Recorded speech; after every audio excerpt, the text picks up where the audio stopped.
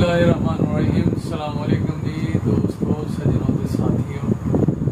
इस्तगफार करन नाल अल्लाह ताला हो जांदा राज़ी बंदियां ते इस्तगफार करया करो। इस्तगफार करन नाल तुहाड़ियां मुश्किलां हल हो जाणगियां, आसानियां पैदा होणगियां, तंगदस्तियां दूर हो जाणगियां। अल्लाह ताला रिज़क दियां फरावानियां जनाब तुहाडे वास्ते अता कर देगा ते तुहानूं ये नहीं पता होएगा कित्थों कित्थों आण डिया दा। अल्लाह ताला ऐसियां राहां खोल देगा, मुश्किलां हल हो जाणगियां, तमाम मुश्किलां।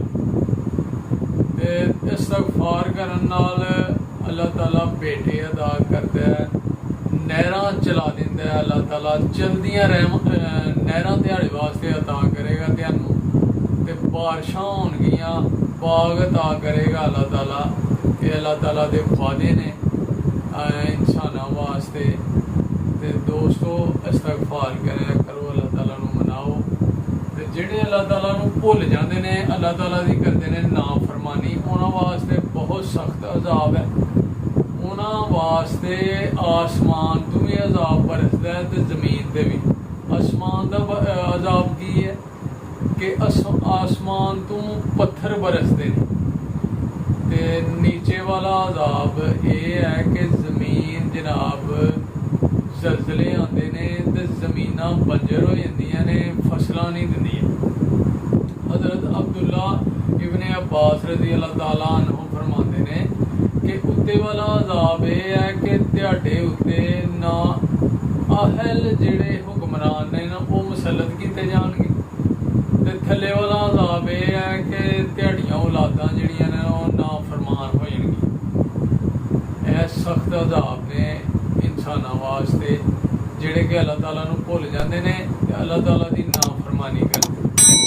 हज़रत उमर फारूक रज़ी अल्लाह ताला अन्हु उन्हां कोल एक बंदा आया कि हजूर मेरे नूं औलाद नहीं हैगी, ते उन्हां ने अगों कहा कि इस्तगफार करया कर। फिर दूसरा बंदा आया, वो कहता है कि हजूर साढ़े बारिशां नहीं हो रही। उन्होंने उन्होंने भी यही जवाब दिता कि इस्तगफार करया कर। फिर एक तीसरा बंदा आंदा है कि वो भी कहता है कि हजूर साढ़े ने कहत साली है। उन्होंने उन्होंने भी यही जवाब दिता कि इस्तगफार करया कर। जो सारे बंदे टुर जाते हैं तो एक बंदा उत्थे बैठा था ही, वो कहता है कि सरकार सारिया बंदियां नूं तुसीं एक ही जवाब दिता है, एक ही गल। उन्होंने कहा जी ये खुद मैं नहीं कह रहा, ये अल्लाह ताला कुरान पाक च फरमा रहा है।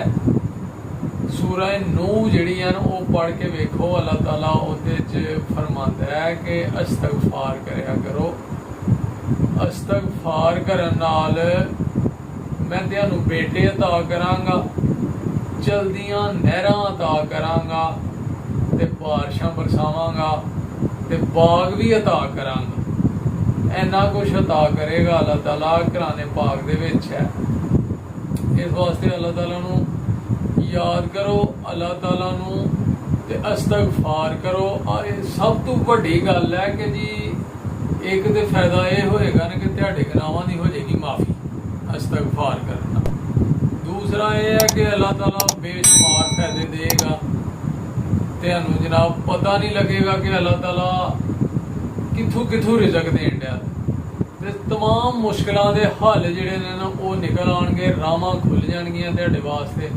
इस वास्ते दोस्तों इस्तगफार करो, अल्लाह ताला नूं याद करो। इस्तगफार करन दे इन्ने फायदे ने, बेशुमार फायदे ने। वो जो तुसीं करोगे तो अल्लाह ताला जनाब तुहानूं बेशुमार फायदियां नाल नवाजेगा, राहां खोल देगा, हर मुश्किल दा हल हो जाएगा दिहाड़ी दा।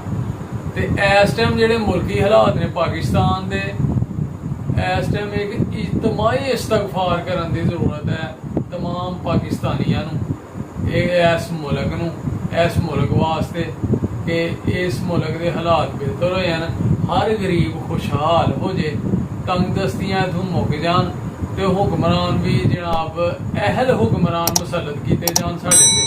ठीक है दोस्तों, ये नाल ही जनाब करने अज दी वीडियो का एंड। उम्मीद करने कि तुहानूं जरूर साडी अज दी वीडियो जिहड़ी पसंद आई होएगी। कमेंट करके जरूर दसना तुसीं, ते वीडियो मुकम्मल वेख्या करो साडी। ਤੇ ਤੁਹਾਡੇ ਤਾਵਨ ਦੀ ਸਪੋਰਟ ਦੀ ਬਹੁਤ ਜ਼ਰੂਰਤ ਹੈ ਸੱਜਣੋ, ਠੀਕ ਹੈ। ਤੇ ਸਾਡੇ ਚੈਨਲ ਨੂੰ ਕਰ ਲਓ ਸਬਸਕ੍ਰਾਈਬ, ਅਗਰ ਸਾਡੀਆਂ ਗੱਲਾਂ ਲੱਗੀਆਂ ਨੇ ਤੁਹਾਨੂੰ ਚੰਗੀਆਂ ਤੇ ਸਾਡੇ ਚੈਨਲ ਨੂੰ ਕਰ ਲਓ ਸਬਸਕ੍ਰਾਈਬ, ਠੀਕ ਹੈ। ਲਾਈਕ ਕਰ ਲਓ, ਸ਼ੇਅਰ ਕਰ ਲਓ ਦੋਸਤਾਂ ਨਾਲ, ਸੱਜਣਾਂ ਨਾਲ, ਸਾਥੀਆਂ ਨਾਲ। ਇਹ ਗੱਲਾਂ ਪਹੁੰਚਾਓ, ਸਾਡਾ ਮੈਸੇਜ ਪਹੁੰਚਾਓ। ਇਹਦਾ ਅਜਰ ਤੁਹਾਨੂੰ ਵੀ ਮਿਲੇਗਾ, ਸਾਨੂੰ ਵੀ ਮਿਲੇਗਾ। ਇੱਕ ਵੀ ਬੰਦੇ ਨੇ ਅਮਲ ਕਰ ਲਿਆ ਤੇ ਜਨਾਬ ਜ਼ਿੰਦਗੀ ਸਵਰ ਜਾਏਗੀ, ਆਖਿਰਤ ਵੀ ਤੇ ਦੁਨੀਆ ਵੀ, ਠੀਕ ਹੈ ਦੋਸਤੋ। ਫਿਰ ਮਿਲਾਂਗੇ ਇਨਸ਼ਾਅੱਲਾ ਇੱਕ ਨਵੀਂ ਵੀਡੀਓ ਦੇ ਨਾਲ। ਓਕੇ, ਫਿਰ ਅੱਲਾਹ ਹਾਫਿਜ਼।